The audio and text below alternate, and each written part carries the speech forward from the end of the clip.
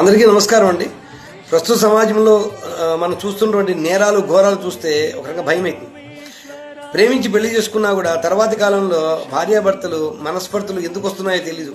కేవలం డబ్బు వల్ల, ఈ సోషల్ మీడియా ఇంపాక్ట్ వల్ల అక్రమ సంబంధాలు ఇవన్నీ పెరిగిపోయి ఒకరు చంపుకుంటున్నారు, ఘోరాది ఘోరంగా చంపుకుంటున్నారు, బిడ్డను అనాథ చేస్తున్నారు, చాలా విషయాల్లో బిడ్డలు కూడా చంపేస్తున్నారండి. చాలా ఘోరమైన విషయం అండి ఇది. ఇటువంటి కుటుంబాలు విచ్ఛిన్నమైపోతుంటే ఇటువంటి సందర్భంలో పరమశివుని యొక్క ఫ్యామిలీ మనకు ఎంత ఆదర్శం అంతా ఉంటుంది, ఆదర్శంగా తీసుకోవాలి ప్రతి కుటుంబం చెప్పడానికి నేను కొంచెం మీ దగ్గర వచ్చానండి. ఏంటంటే శివుని యొక్క ఫ్యామిలీని ఒక్కసారిగా చూస్తే మీరు, శివుడికి ఏం బ్యాక్గ్రౌండ్ లేదు, ఆయన బిచ్చగాడు, బికారి, ఆ డ్రెస్సులు లేవు, బూడిద పూసుకుంటాడు, ఇల్లు లేదు, శ్మశానమే ఇల్లు, శ్మశాన సంచారి, ఆభరణాలు లేవు, పామునే మెళ్ళే వేసుకుంటాడు. పోనీ అందంగా ఉంటాడంటే ఇంటికి నీరు పోసుకొని he never gives importance to his external beauty. ఏమీ లేదు, దేశం తిరుగుతుంటాడు, ఏమీ లేదు, జాబ్లెస్ లాగా. వేరే పార్వతీదేవి, సౌందర్యవతి, వాళ్ళ నాన్నగారు మహారాజు దక్ష ప్రజాపతి, వీరిద్దరి మధ్య కుదిరినటువంటి ప్రేమ, ఈ భిన్నమైనటువంటి నేపథ్యాలు కలిగి ఉన్న ఫ్యామిలీస్ ఏవి కూడా అడ్డు రాలేదు.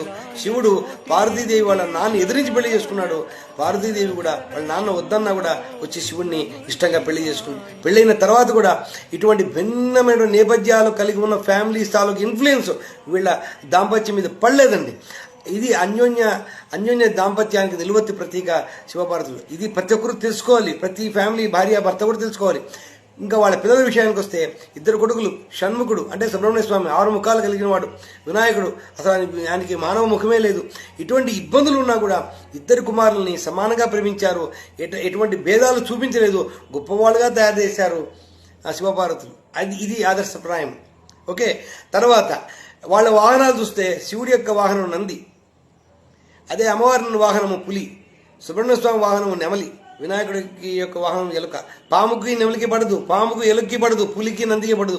శత్రుత్వం కలిగినటువంటి భిన్నమైన జంతువులు వాహనాలు కలిగి ఉన్నప్పటికీ ఈవెన్ జంతువుల మధ్య కూడా ఎంతో సయోధ్య, సారూప్యత, ఎంత అనురాగం. ఈ ఫ్యామిలీ యొక్క ఎంటైర్ ఫ్యామిలీ యొక్క అన్యోన్యత చూస్తే భిన్నత్వంలో ఏకత్వం, ఎన్నో వైరుధ్యాలను కూడా కలిసి ఉంటూ అనురాగాన్ని, ఆప్యాయాన్ని పంచుకుంటున్నారు. ఇది మరి ప్రతి ఒక్క కుటుంబానికి ఆదర్శం కావాలండి.